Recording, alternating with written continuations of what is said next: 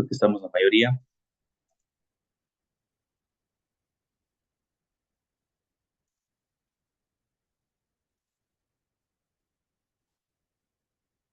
Por favor, levanten el pulgar si estamos ya listos. Gente, profe. Listo, gracias a todos. Vamos a comenzar entonces con la clase de hoy, continuando con las tendencias tecnológicas para llegar al tema de SD-WAN. Les voy a compartir la pantalla y por favor me indican si es que pueden ver la presentación.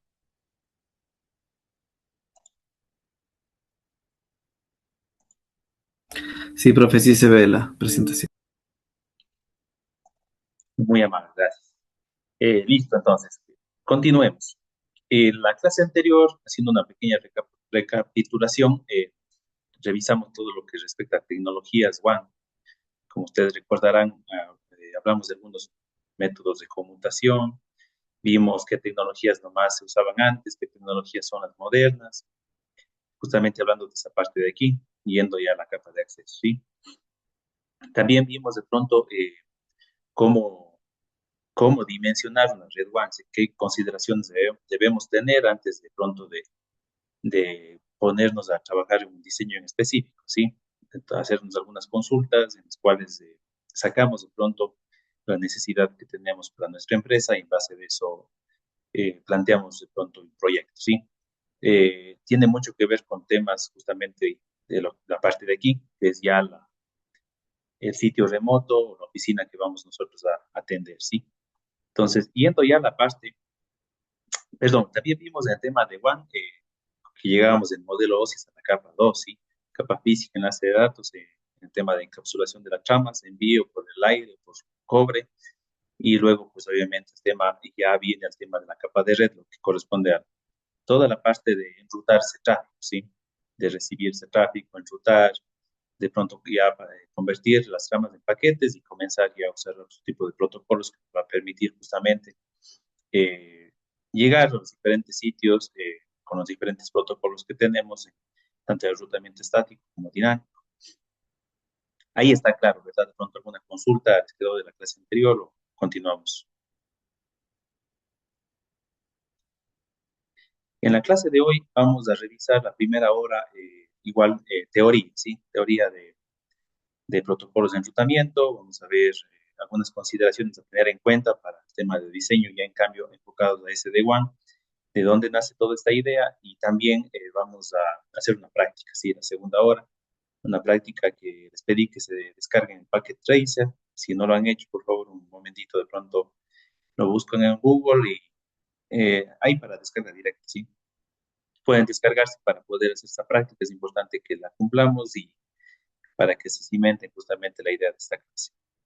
Vamos a ver ahora sí la presentación.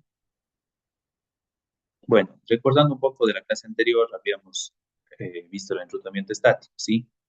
Justamente que en este tipo de enrutamientos se especifican de manera, digamos, directa lo que es la configuración de redes de manera física, ¿no?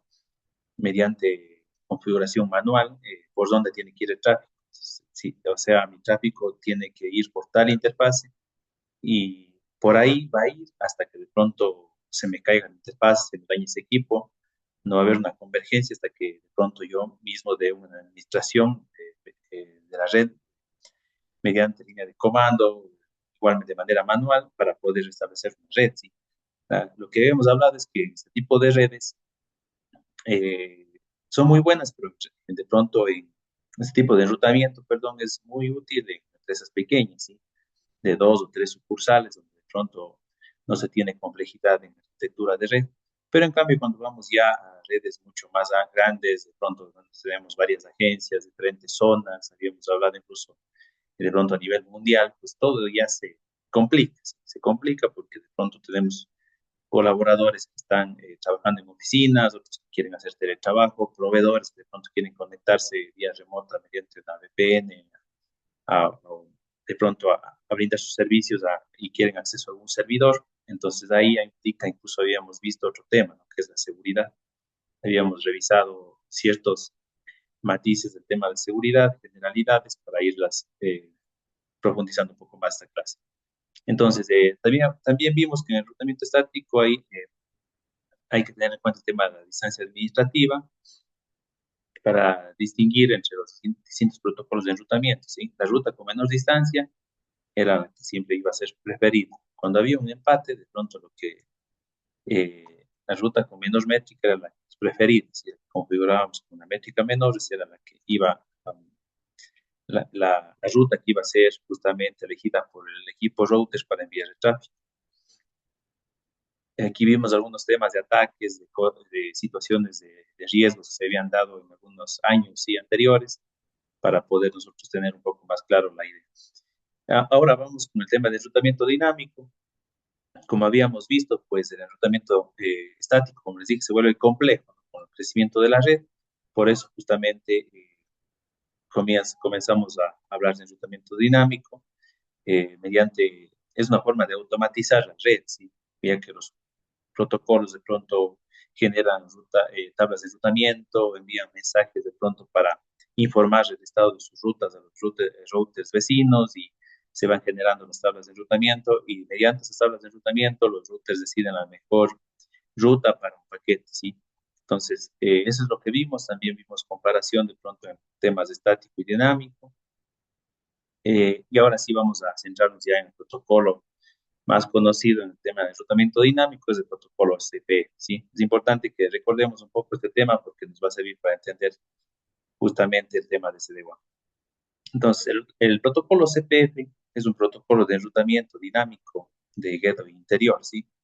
Que facilita el intercambio de información entre routers que se encuentran dentro de una organización o dentro de un conocido sistema autónomo, ¿sí? OCPF es un protocolo de estado de enlace donde los routers anuncian información acerca de sus interfaces conectadas, ¿sí? Como vemos aquí en la gráfica. Entonces, este router de aquí va a mandar mensajes del estado de sus interfaces a routers vecinos y viceversa, que va a seguir enviando a los routers que estén conectados. Con esa topología, los routers calculan el menor costo de una ruta para llegar a una red de destino. Entonces, también una característica importante de OCPF es que solamente envía actualizaciones cuando hay un cambio en la topología de red, ¿sí? Lo que hace que se reduzca el tema de envío continuo de pronto de paquetes, como de pronto hay casos de otros protocolos que cada ciertos segundos mandan paquetes para conocer el estado de la red. En cambio, OCPF solamente envía cuando hay un cambio, ¿sí? De pronto una ruta se apaga, una interfaz se apaga, hay algún cambio, de una caída de servicio, etcétera, ¿sí? Entonces, podemos decir que su OCPF se utiliza normalmente dentro de la red de una organización, pero no es adecuado para el enrutamiento en Internet. ¿A qué nos referimos con esto? Recuerden cuando estábamos hablando de justamente este esquema, ¿sí? Por ejemplo, en este esquema de aquí, nosotros usamos OCPF para enrutar todo lo que el tráfico de pronto que sale de esta agencia y que pasa por esta red WAN privada. En redes privadas, yo puedo usar igualmente OCPF para poder establecer una conexión con los centros de datos. Pero en el caso, en cambio, que ya tengo un proveedor de servicios, pues obviamente yo tendré OCPF hasta la interfaz de llegada del equipo del proveedor, ¿sí? El rato que yo ya tengo que conectarme a la interfaz del proveedor, tengo que hacer una redistribución de ruta. Si alguien me preguntaba, sí, bueno, bueno. Entonces decía que el momento en cambio en que yo ya llego al router del proveedor, tengo que justamente hacer una redistribución de rutas para que todo ese tráfico vaya por esa interfase y ya comenzamos a hablar de protocolos que son justamente para manejar redes grandes, ¿sí? Porque OCPF llega a un punto en el cual de pronto cuando la red es demasiado extensa, pues los tiempos de cambio de actualización comienzan de pronto a causar inconvenientes y puede haber problemas en redes demasiado complejas. Entonces ahí ya comenzamos a hablar de protocolos como BGP, ¿sí? Que nos sirven de pronto justamente para el tema de CD1. Entonces BGP es, por ejemplo, usado por los proveedores de Internet para el tema de enrutamiento y mediante ese protocolo podemos obviamente dirigir el tráfico hacia los lugares o centros de datos de pronto donde hacemos la interconexión a nuestros puntos remotos u oficinas.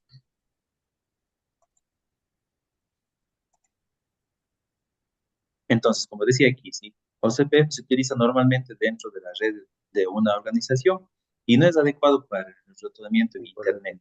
Por eso usamos BGP. Pero puede conectarse a redes externas a través de routers de borde, que se conoce como ASB, ¿sí?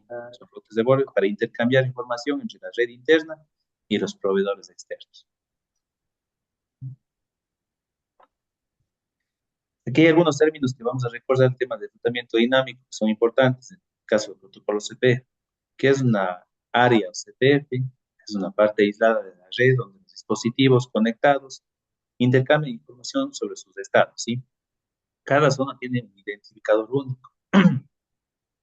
Entonces, en cada zona vamos a tener eh, los routers que intercambian información y va a haber un router que es el encargado, en cambio, de distribuir esa información a las demás zonas, ¿sí? Ya vamos a ir viendo cómo se organiza. ¿Qué es un router ID? Es un identificador único de cada enrutador que es necesario para evitar conflictos al intercambiar datos entre dispositivos, ¿sí? Entonces es como tener un código único, es el ID con su número de cédula, ¿sí? Su identificación única dentro de la red, con lo cual pues se va a poder conocer ese equipo o ese router dentro de la red y se va a poder identificar con los mensajes que va a enviar justamente el estado de enlace. Y también la adiacencia se da cuando dos routers vecinos dentro de un sistema OCPF comparten sus bases de datos y LCAs para completar la topología de red. Es cuando un router, ya vamos a ver más adelante en la práctica, cuando ya reconoce, de pronto actualiza su tabla de enrutamiento, se activa el protocolo CPF en los equipos, pues se da la adyacencia y ya comenzamos a ver en las tablas de enrutamiento que se reconoce justamente al dispositivo que está conectado, ¿sí? ¿Qué es un router designado? Es un router que coordina el intercambio de información en un segmento de red, ¿sí? Reduciendo la cantidad de mensajes necesarios. Es como un router master, digamos, ¿sí? Que es el que va tomando ese rol para poder ser el que coordina justamente el intercambio de esa información y para que no haya justamente, de pronto no se genere demasiado procesamiento en los demás equipos, ¿sí? Haciendo la misma tarea. Y el BDR, que es lo mismo que el DR, pero es el backup, ¿sí? Es un router de respaldo que asume este rol y es que falla obviamente el DR. El costo CPF, esto es importante, es una métrica que indica el costo de transmitir datos a través de una interfaz, ¿sí? Basada en sus anchos de banda. Una interfaz con mayor ancho de banda tendrá un costo menor.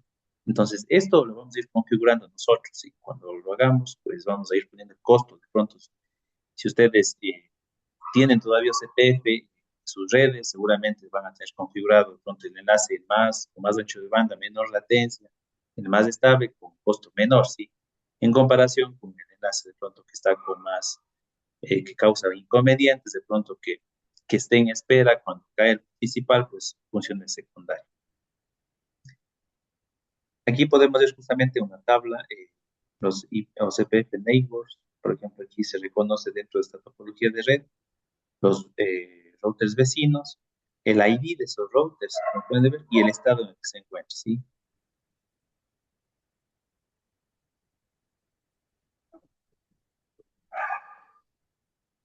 Ahora, vamos a ver. De rato hablábamos de una zona, ¿sí? Un equipo, un router que está funcionando en una zona en específico y cumple esa función, pero también podemos tener varias zonas, ¿sí?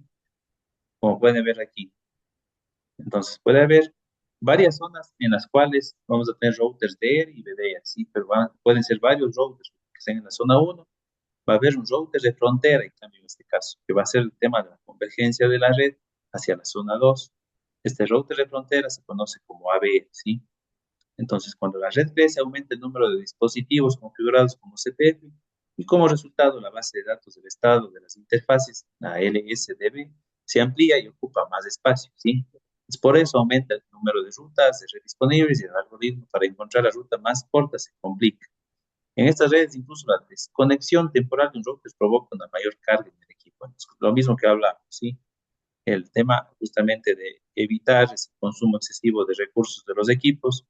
Si tenemos una zona demasiado grande, genera ese problema. Anteriormente, incluso en topologías antiguas, no se recomendaba tener más de 30 o 40 routers en una área.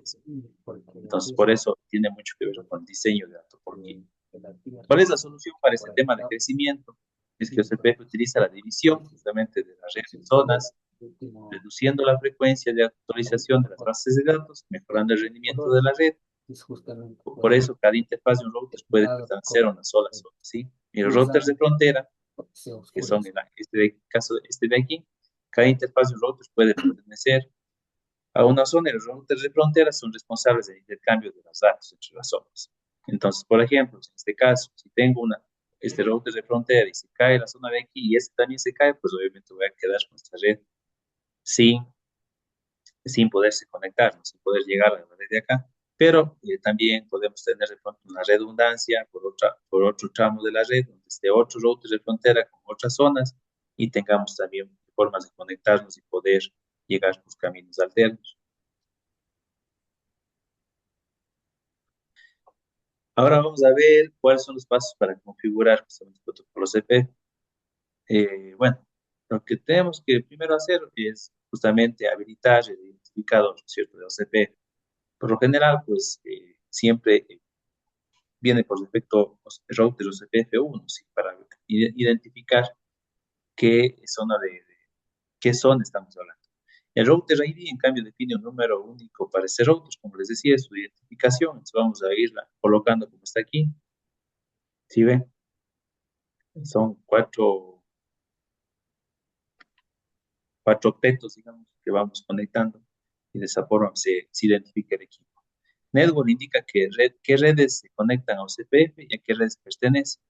Entonces aquí en Network vamos a definir, en cambio, qué redes declaramos que están conectadas a routers que estamos configurando, ¿sí? Ya vamos a ver más adelante cómo se hace esto con la máscara y el área a la que pertenece. En este caso es un área 0. Y otros comandos, esto es realmente lo que es para declarar las redes, ¿sí? Luego podemos ver qué más se puede hacer, cómo se puede jugar con el costo, etcétera. Pero esto es lo principal. Declarar las redes que están conectadas a los routers para que declaren esas redes y luego cuando declaramos en el router vecino, pues automáticamente se dan las adyacencias y comienzan a aparecer en las tablas de enrutamiento,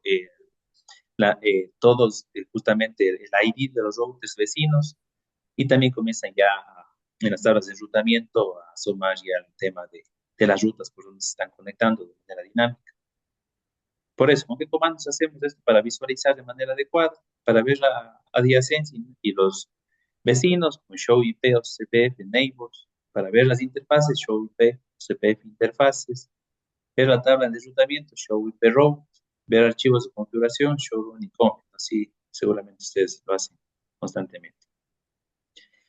Ahora, cuando ya tenemos configurado OCPF funcionando de pronto en nuestra topología y queremos ya, como te decía hace un momento, ¿sí? Queremos de pronto ya darle salida a un proveedor de Internet, queremos conectar nuestros routers de frontera a Internet. Entonces, este tipo de configuración lo que se recomienda realizar es una redistribución de rutas estáticas hacia Internet, el cual es un proceso que se trata de anunciar dentro del protocolo CPF una ruta estática, que normalmente es la ruta por defecto 000/0, ¿sí? Que apunta al proveedor de Internet, como vemos aquí, IP route 000/000 y por la interfase de salida del proveedor, o sea, el gateway del proveedor que nos da el proveedor, ¿sí? Con eso estamos diciendo que todo el tráfico que llega aquí tiene que salir por aquí hacia Internet, ¿sí? Acá también tenemos otro ejemplo de cómo podemos hacer esta parte de aquí. Entonces, de esta forma conectamos ya la red nuestra, red local, o nuestras redes de pronto de agencias, si tenemos redes privadas, cómo se conectan a Internet y luego vamos a elegir qué recursos se conectan a Internet y qué recursos de pronto se tunelizan, se van por otros enlaces, etc.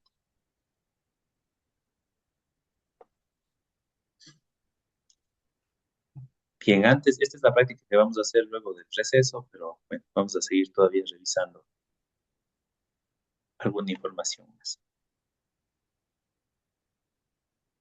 Vamos ahora sí a hablar del protocolo BGP, o, protocolo de Border Gateway Protocol.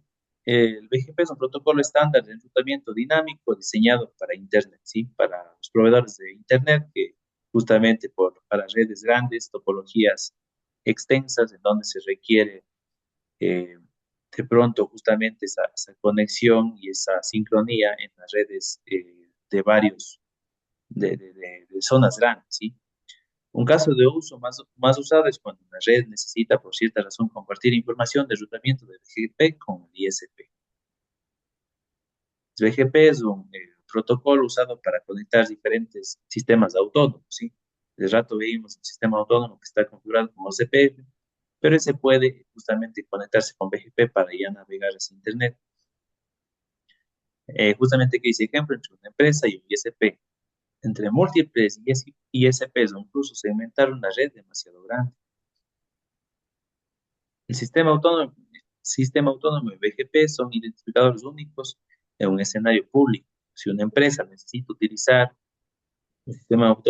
un sistema autónomo público, debe pedir la respectiva autorización regional, ¿sí? En tema ya de permisos y todo lo demás.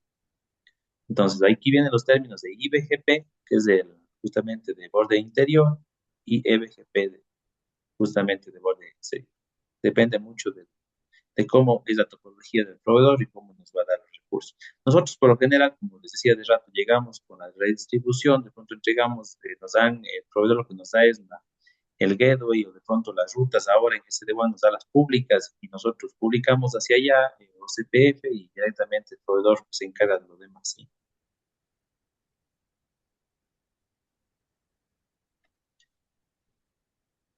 El BGP utiliza una conexión TCP por el puerto 179 que se forma entre dos routers, lo que se conoce como peers routers, ¿sí? Los routers con BGP comparten información de red. Los peers también se los conoce como neighbors o vecinos. Para configurar BGP lo que tenemos que hacer es habilitar BGP con el sistema autónomo correspondiente, definir los routers vecinos con su sistema autónomo correspondiente y para visualizar para el tema ya de soporte o que queremos ver de pronto temas referentes a BGP, lo que podemos usar los siguientes comandos para ver los vecinos, show IP, BGP neighbors, ver la tabla de enrutamiento con show IP route, lo mismo, ¿no?, que teníamos antes con CPF, y ver archivos de configuración con show unicom, ¿sí? Aquí estamos justamente con un ejemplo, como ustedes pueden ver, aquí está la estructura del protocolo BGP, cómo está configurado dentro de cada uno tiene su sistema autónomo, que pueden ser muchos sistemas autónomos. Aquí justamente se declara el router BGP 100 y justamente el neighbor 129.213.1.1, que es el neighbor siguiente, que es el sistema autónomo remoto del sistema autónomo, perdón, 200.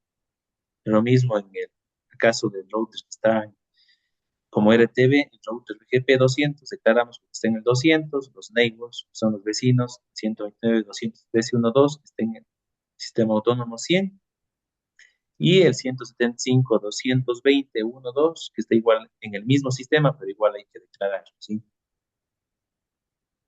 Lo mismo en el caso de RTC y los que estén a continuación.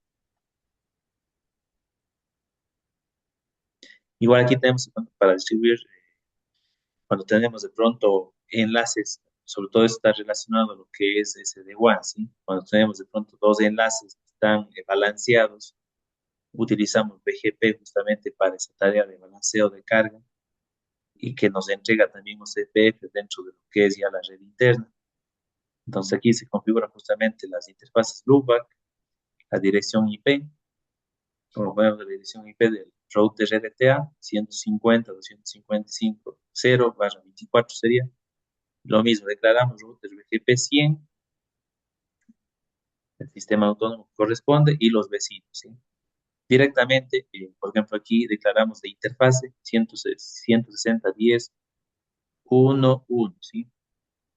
160.10.1.1, que sería la interfaz justamente loopback por la cual vamos a mandar nuestro tráfico.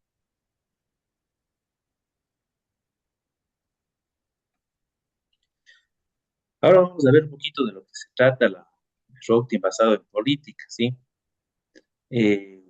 Anteriormente, algunas políticas manejábamos, nos permitía manipular el envío de paquetes en la tabla de enrutamiento en base de condiciones, ¿sí? Ahora es muy utilizado esto, sobre todo en algunas marcas, la mayoría de marcas diría yo, porque los entornos de configuración son gráficos, entonces podemos establecer políticas directamente de tal forma que el software interno del equipo se encarga de pronto de esa parte de configuración, en la parte ya de línea de comandos, ¿sí? Pues, por ejemplo, puedo declarar directamente, irme a una pestaña que diga router o CPF y directamente ahí declaro las redes y no tengo que estar poniendo comandos directamente basado en políticas.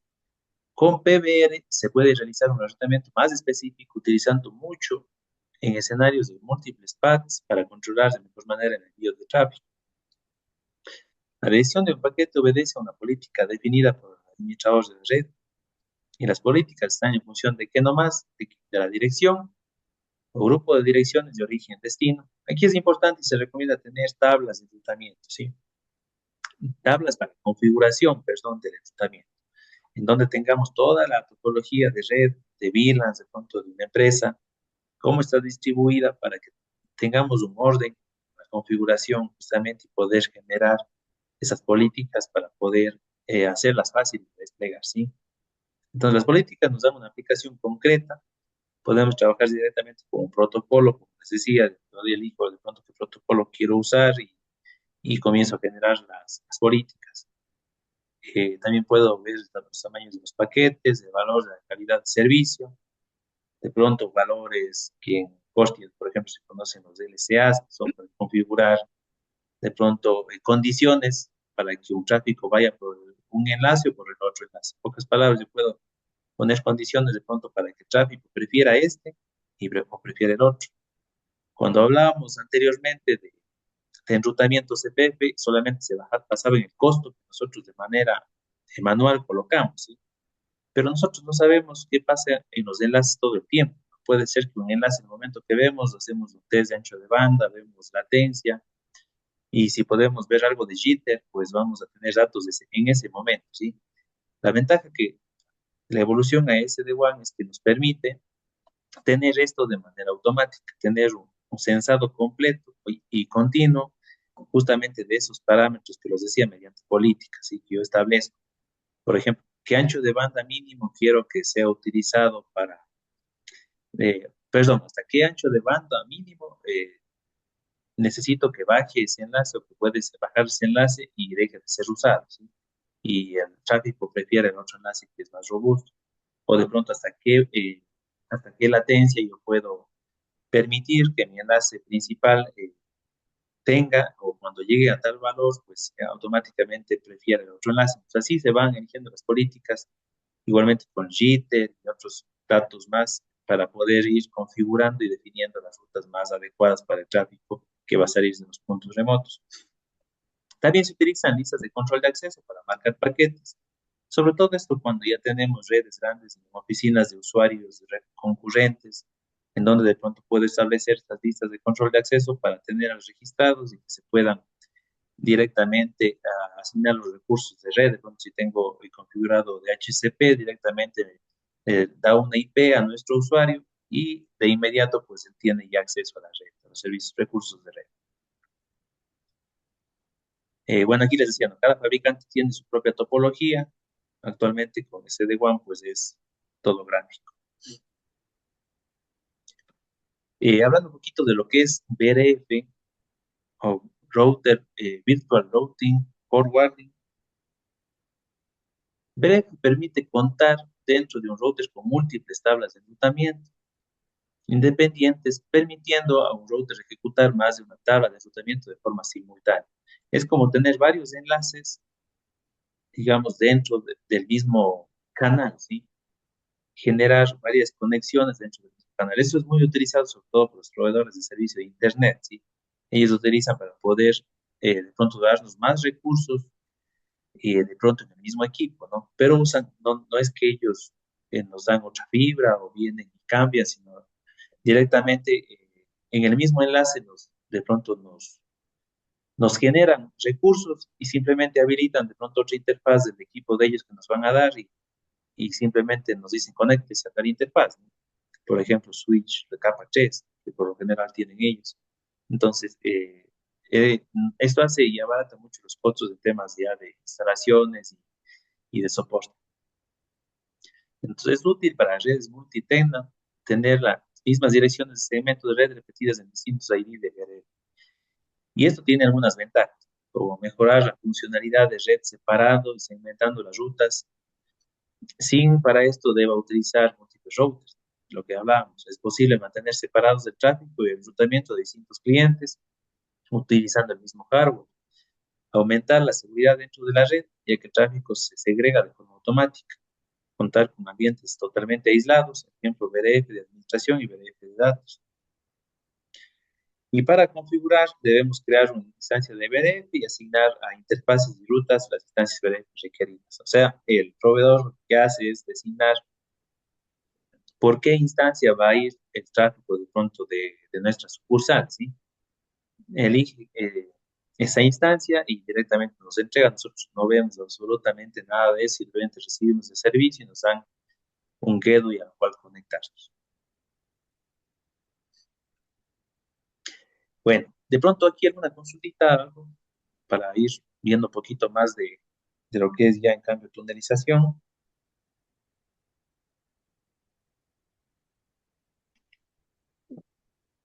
Bueno, acá teníamos la clase pasada, tenía una gráfica.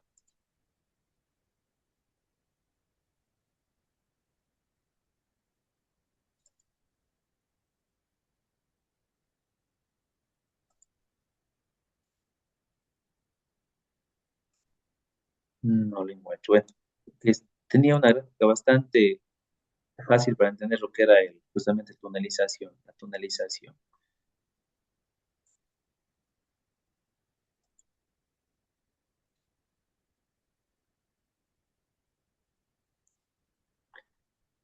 Bueno, cuando hablamos ya de tunelización, justamente ya comenzamos a hablar de un protocolo que nos ayuda a generar esa conexión entre los puntos remotos,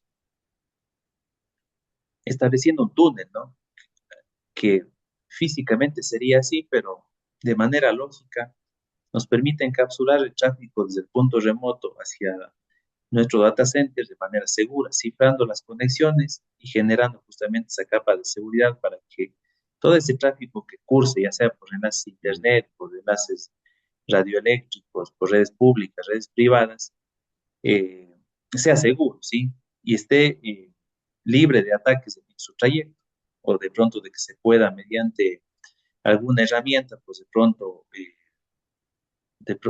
poder ver el texto plano, que sería lo peor que puede pasar de pronto a una empresa financiera o que maneje de pronto datos críticos, ¿sí? Entonces, eso nos permite tener una capa de seguridad en la conexión.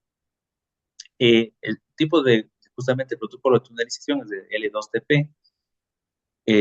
Este es un protocolo utilizado para redes privadas, virtuales, que fue diseñado por un grupo de trabajo.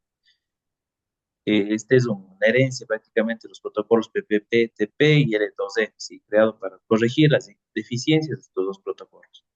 Los túneles de L2TP se crean encapsulando una trama L2TP de un paquete UDP, ¿no? El cual es encapsulado a su vez en un paquete IP, cuyas direcciones de origen y destino definen los extremos del túnel, ¿sí? Como ven aquí tenemos la dirección de inicio y destino, ¿sí? Entonces vamos a tener aquí en este equipo de acá un concentrador de túneles donde vamos a tener una serie de IPs que de pronto nos van a entregar el administrador de estos equipos para nosotros configurar los remotos pegándonos a estas IPs acá, para conectarnos justamente al equipo de acá y poder luego de pronto pasar por un firewall, un WAF y poder llegar a los servidores o de pronto a recursos de red. Un túnel L2TP se crea, bueno, perdón, el túnel L2TP utiliza el puerto de conmutación, el UDP 1701, para establecer reglas. Entonces aquí podemos ver justamente eso, ¿no?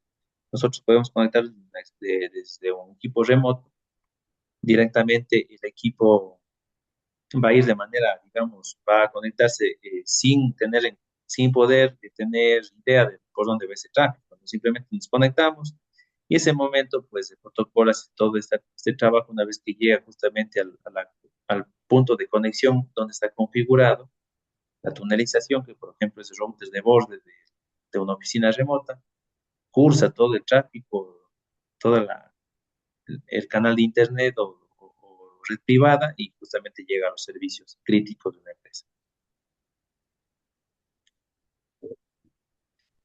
El otro protocolo muy usado justamente y que se utiliza mucho en SD-WAN es el IPsec-VPN. Prácticamente en la mayoría de conexiones el protocolo IPsec es el más utilizado y es la forma de brindar seguridad dentro de una VPN con finalidad de otorgar confiabilidad, integridad, autenticación a las condiciones que estamos realizando, ¿sí?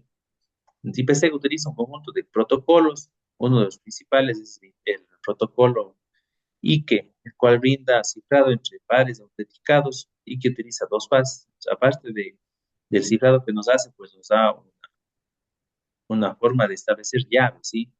De encriptación para poder tener incluso un punto más de seguridad para que el tráfico justamente vaya a su destino. Aquí estamos viendo justamente cómo se dan estos pasos. Se envían los datos, comienza IKE fase 1, tunelización, realmente se establece el túnel, IKE fase 2, los datos pasan y llegamos justamente al destino. Aquí está en el juego de llaves que hablamos, ¿sí? Como pueden ver, es un sinnúmero de pasos que vamos llevando y que las llaves se van justamente validando para poder dar la autorización de que ese tráfico está yendo a su destino y es un tráfico seguro, ¿sí? De esta forma se establece justamente el IKE fase 2, como podemos ver aquí.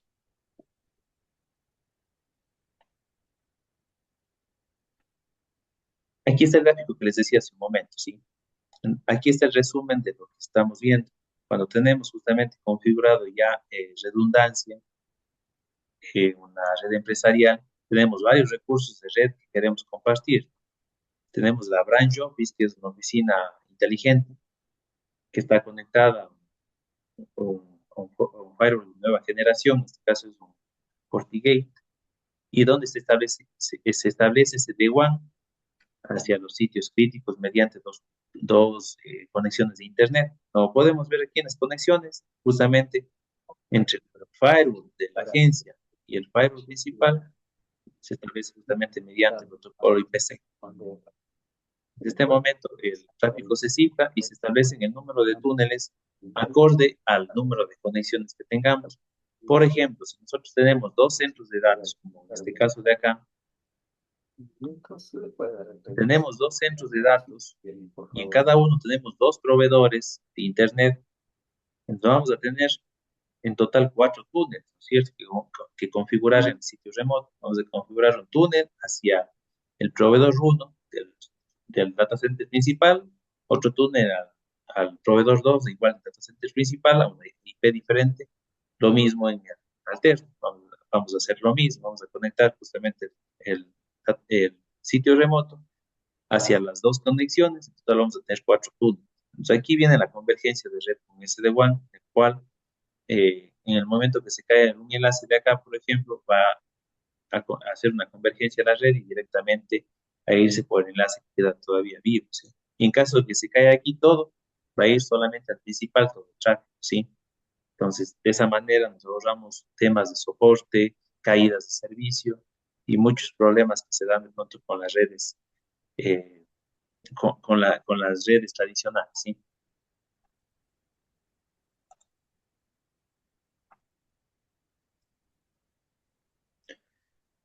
Cuando nosotros hablamos ya de una red, justamente una red que tiene muchos recursos, ya que está grande, que abarca de pronto una gran extensión, vamos a tener muchos sitios remotos y vamos a tener que justamente monitorear muchas situaciones que nos van a dar los equipos que están en los sitios remotos. Por ejemplo, alarmas, problemas de la topología, reportes de equipos, de pronto licencias, reportes de actualización de software, firmware, pérdida de paquetes, jitter, latencia, consumos de ancho de banda y así un montón de situaciones que podamos tener, ¿sí? Entonces, esto también nos da, justamente yendo ya a una introducción de lo que es SD-WAN, nos va a dar como beneficio principal justamente esa visibilidad que vamos a tener nosotros mediante un NOC de operaciones. Bueno, aquí hablamos de un NOC, pero en realidad nos referimos a un dashboard donde vamos a tener todos estos datos de manera gráfica, en tiempo real, y también vamos a tener las oficinas o los puntos remotos directamente visibles hacia nosotros, ¿sí? En donde vamos, mediante un clic vamos a acceder a ese punto remoto y vamos a poder ir directamente a revisar la alarma que se está generando y de pronto poder ejecutar acciones preventivas, ¿sí? Entonces, este es otro de los grandes beneficios de las redes modernas mediante el uso de SD-WAN.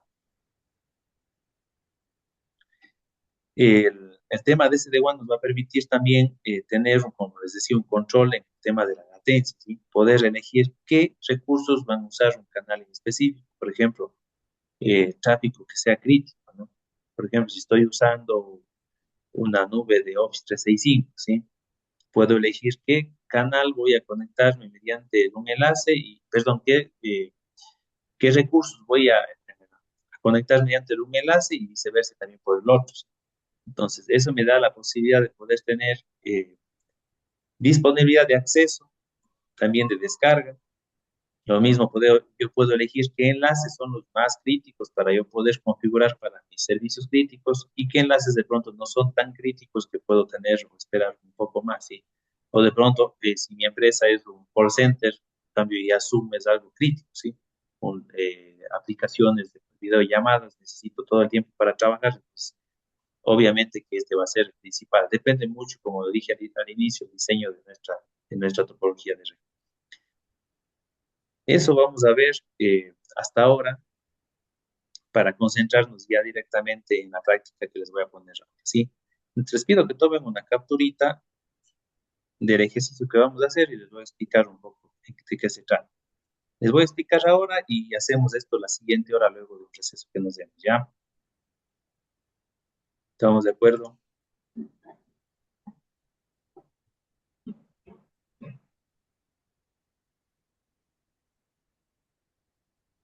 Ya, ahí tómenle una captura, por favor. Lo que vamos a hacer es una práctica justamente validando el tema de la convergencia de la red, ¿sí? Es una práctica bastante sencilla. Yo les voy a pasar también los comandos acá por el chat para que ustedes de pronto recuerden o para que no estén buscando, si no se acuerdan de pronto algunos de ustedes. Si alguien tiene dificultades, nos podemos conectar. Puede compartir la pantalla y hacemos el conjunto, ¿ya? Lo que vamos a hacer es configurar. Aquí tenemos una red con 3 routers. Tenemos 3 redes, obviamente, que están configuradas en esta topología y tenemos 2 máquinas que están conectadas a cada extremo de la red. Lo que vamos a hacer es primero configurar, ponerles un nombre justamente a los routers, ponerles un nombre como está aquí. Vamos a configurar las interfaces. Vamos a configurar las interfaces de cada uno, igual aquí del lado de los hosts. Vamos a configurar los CPF con los comandos que revisamos hace un momento. Vamos a declarar las redes. Por ejemplo, aquí las redes que declararíamos son 3, ¿no es cierto? Las 3 que están conectadas aquí para que las tablas de enrutamiento, perdón, los LCAs los mensajes que genere este router se envíen a sus vecinos y se actualicen sus tablas de enrutamiento. Entonces vamos a configurar lo mismo en el R2 y lo mismo en el R3. Luego van a hacer una prueba de conectividad, obviamente con un ping desde la computadora que está en esta red hasta a la que está acá. Pueden usar de pronto la 10.1.1.10 y 10.1.2.1, perdón, 10.1.2.10 para esta computadora de acá.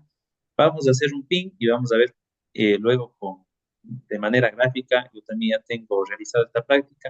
Les voy a mostrar cómo vamos a ir viendo por dónde se ve el tráfico y cómo tiene que converger la red cuando de pronto se cae de pronto uno de los tramos de la red. O también otra forma, ¿no? De pronto si yo quiero que vaya por el camino más lejano porque este ancho de banda es más grande. Vamos a ver cómo variando con el costo que vamos a variar de pronto en las interfaces, y vamos a ir viendo cómo el tráfico cambia de dirección acorde a los requerimientos que yo necesito en mi red, ¿sí?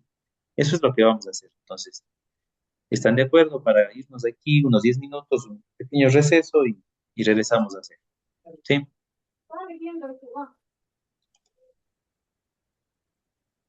Ok, gracias. Ya, perfecto. Regresamos en 10 minutos entonces.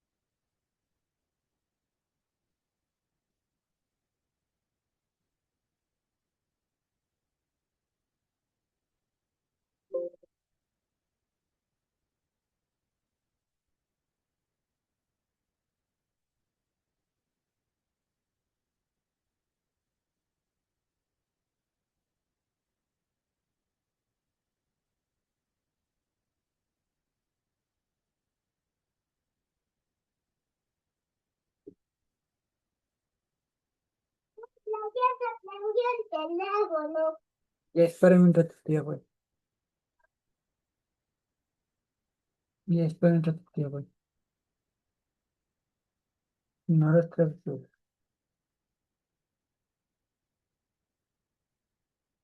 Deja.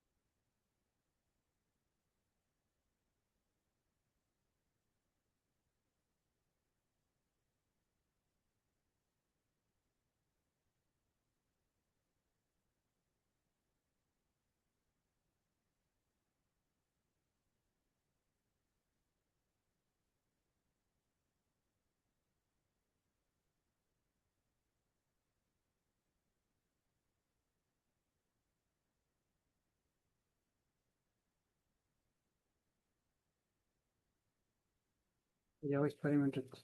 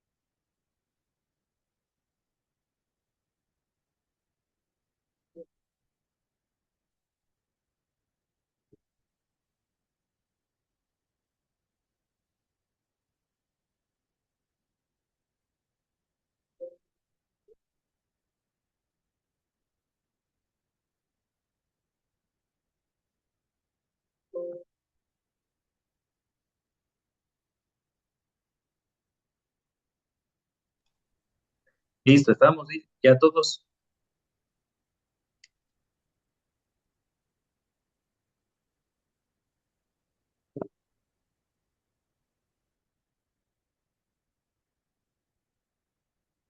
Me confirman con like.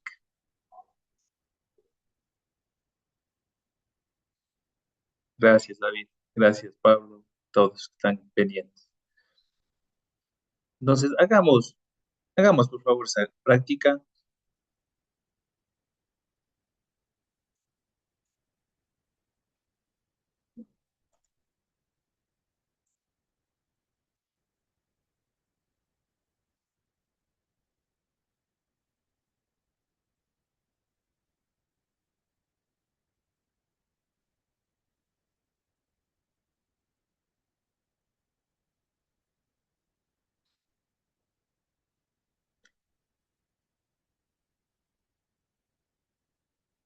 De pronto alguien quiere compartir pantalla para ir haciendo en conjunto o definimos un tiempo para que todos hagamos con calma.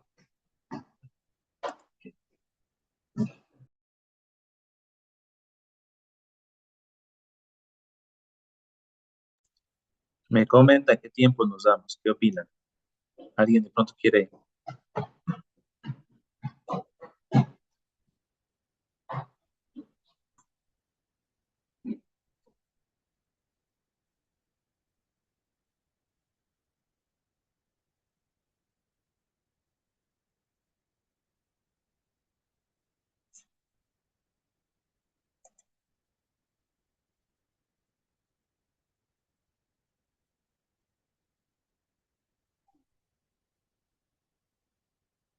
Les decía, de pronto si alguien quiere compartir pantalla para ir haciendo en conjunto, para que vean todos o no. O nos damos un tiempo para que culminen todos. ¿Qué opinan? Un tiempo sería ingeniero para poderle revisar. ¿Ya qué tiempo creen que puede ser? Yo creo que unos 20 a 30 minutos máximo.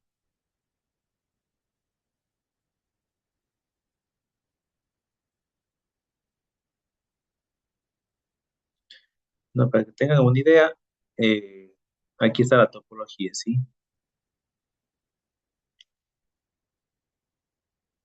Lo que vamos a hacer es,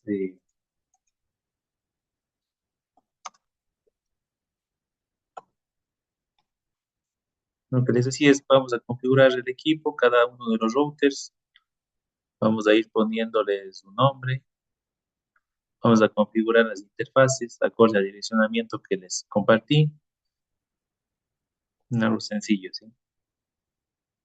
Luego vamos a declarar ya las redes OCP que están conectadas, en este caso es el R1, las tres redes que están conectadas a este equipo y pues vamos a poner router ID.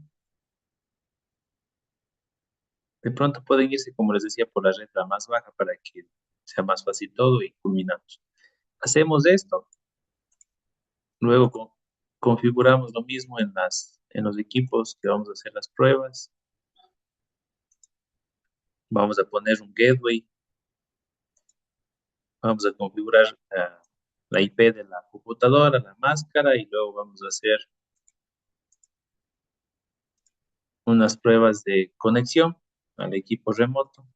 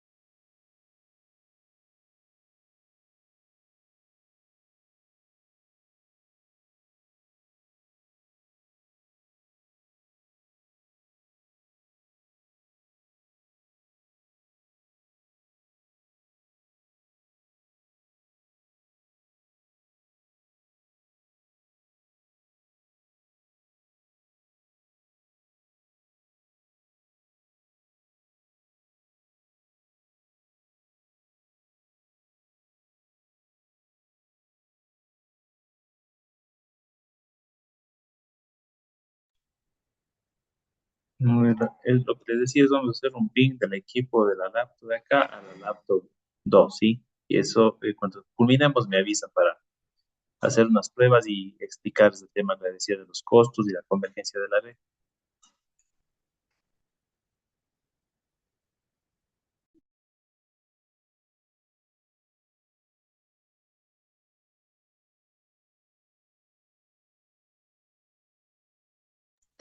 ¿Tiene alguien alguna duda de pronto? Me comentan nomás con confianza.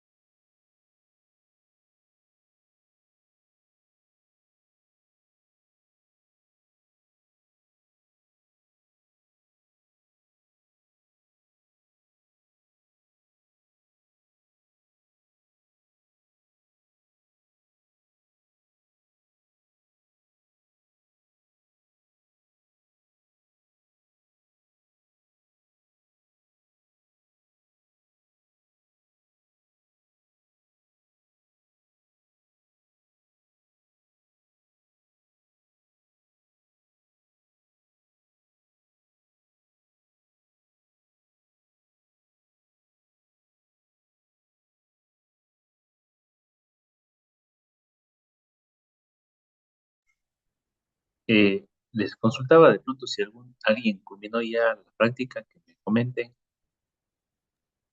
En mi caso ya culminé. Puede compartirnos usted de pronto.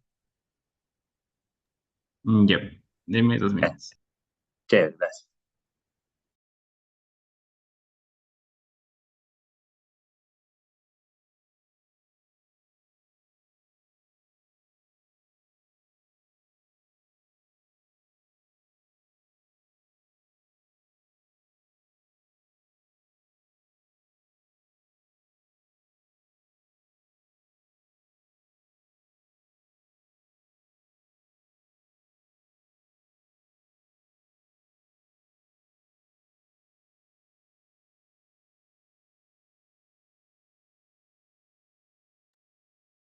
Ya, no sé si es que en este caso pueden ver ya mi pantalla. Sí, sí, sí, le estamos viendo. Ya, entonces, aquí le hice ya esta es la PC, bueno, aquí sería la validación que le hice y se está tomando una ruta más.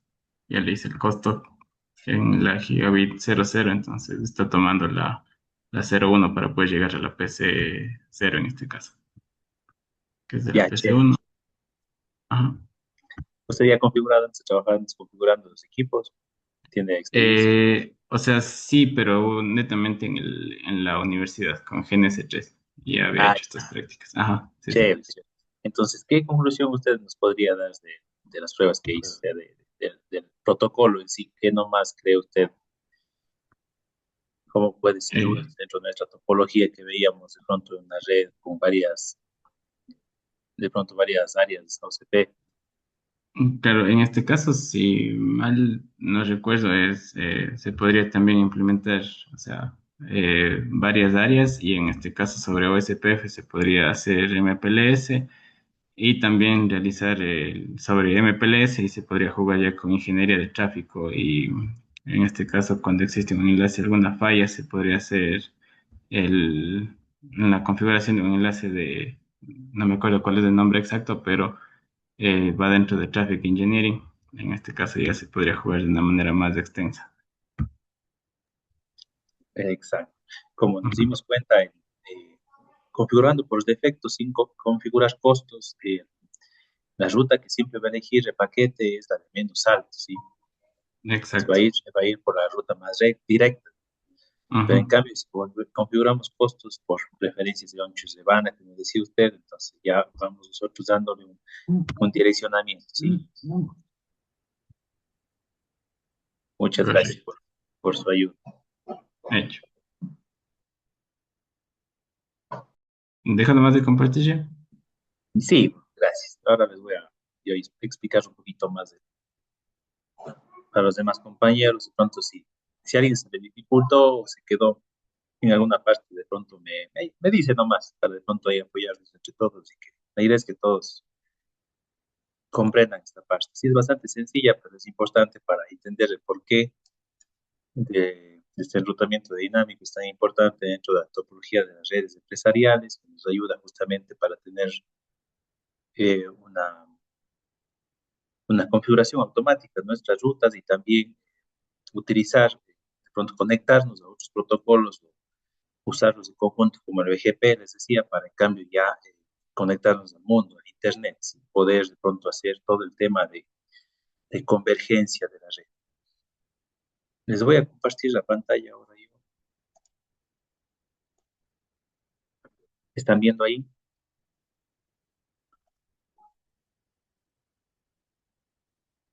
Sí.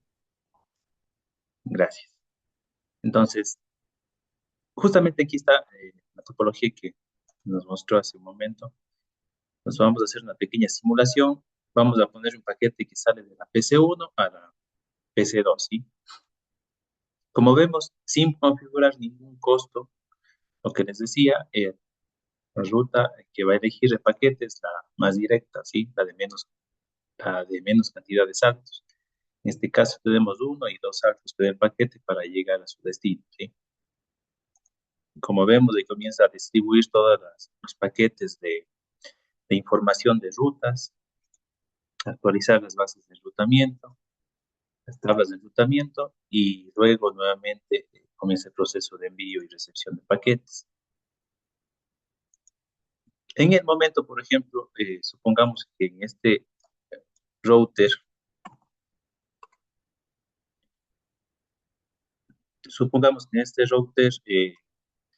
sufre de pronto se cae una interfaz, ¿sí? Supongamos que,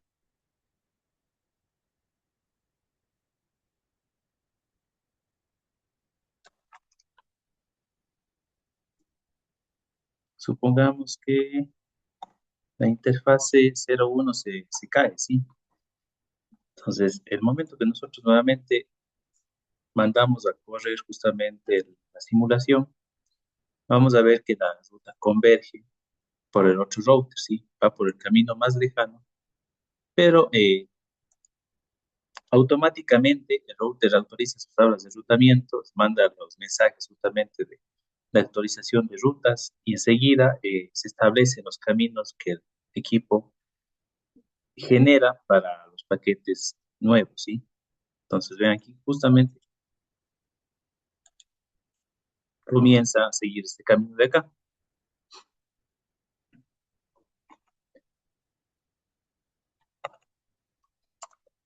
Le vamos a encender nuevamente y vamos, en cambio,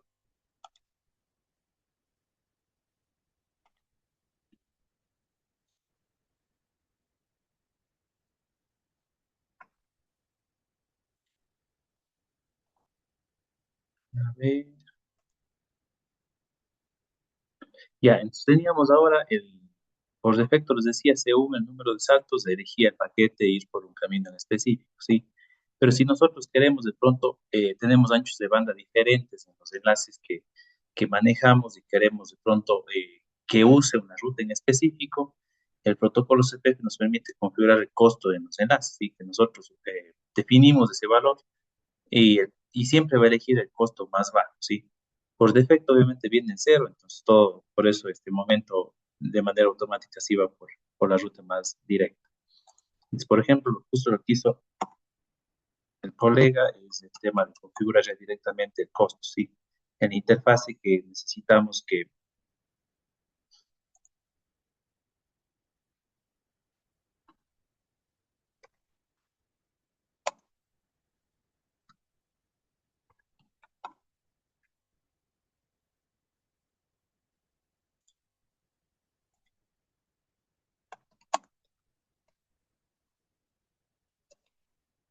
por ejemplo, si ponemos un costo de 100 a la interfase giga 01 del router 1, y si le mandamos nuevamente correr la simulación,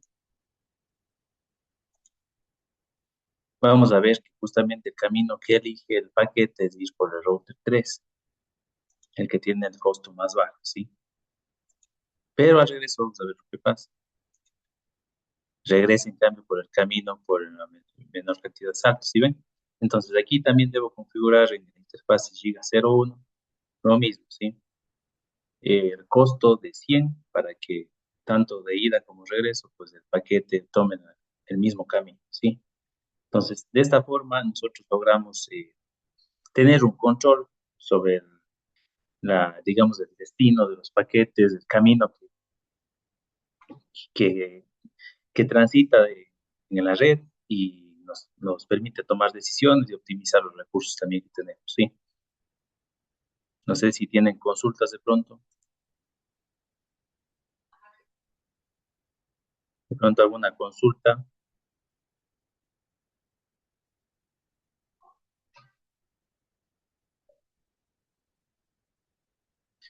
Ya, entonces vamos con otro tema más. Los comandos que veíamos para el tema de justamente de conocer, ¿no? El estado, por ejemplo,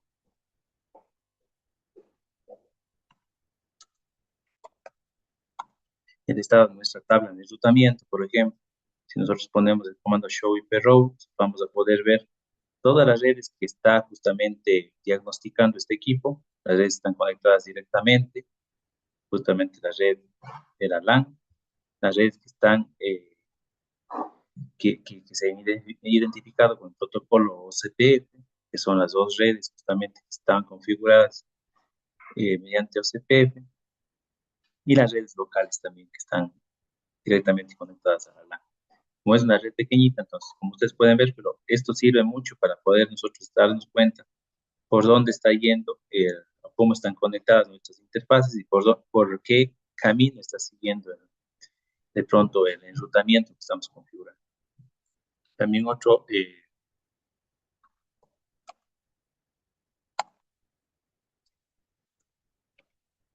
digamos, justamente para ver los vecinos, ¿no?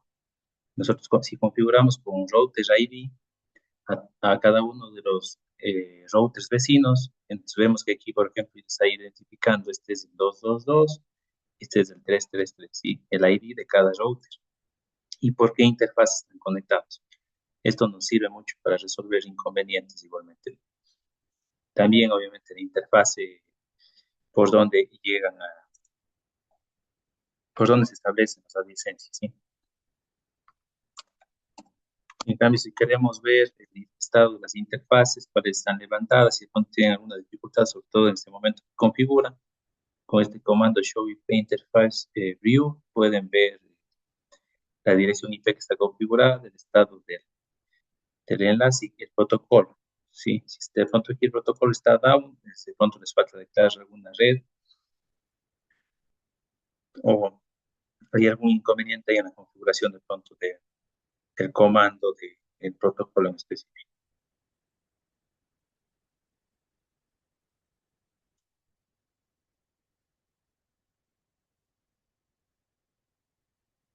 Listo. ¿Alguien más de pronto quiera compartir cómo le fue?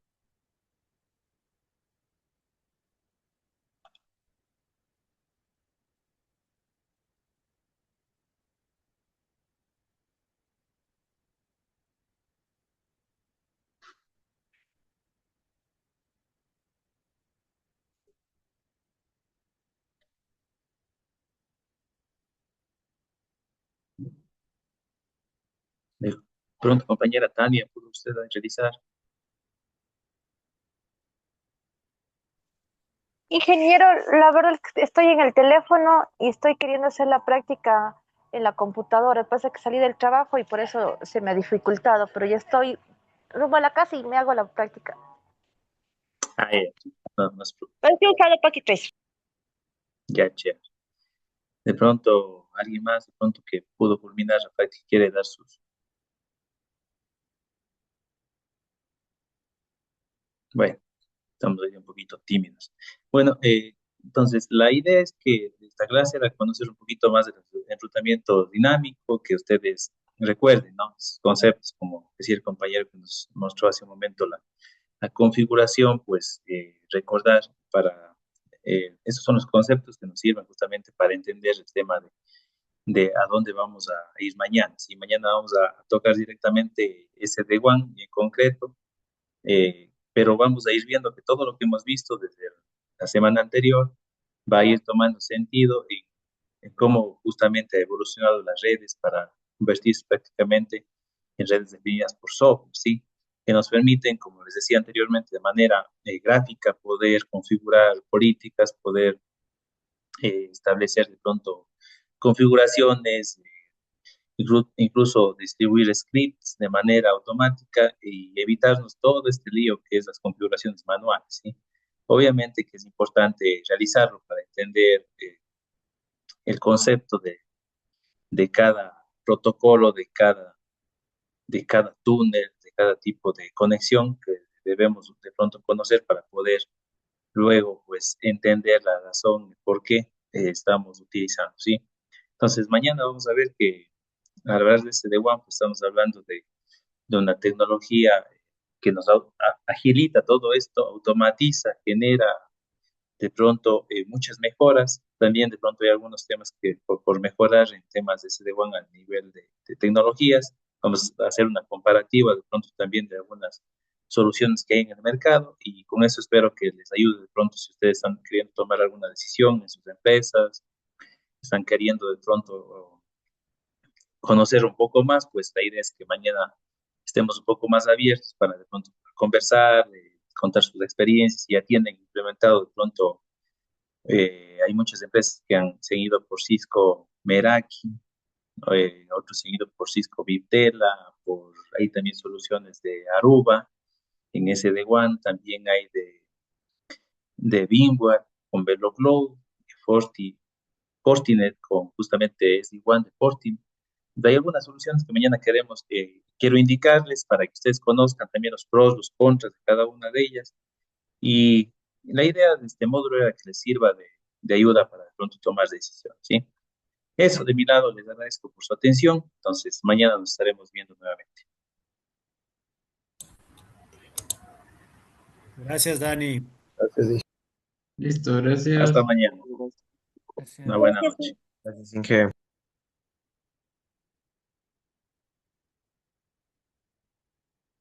Hasta luego.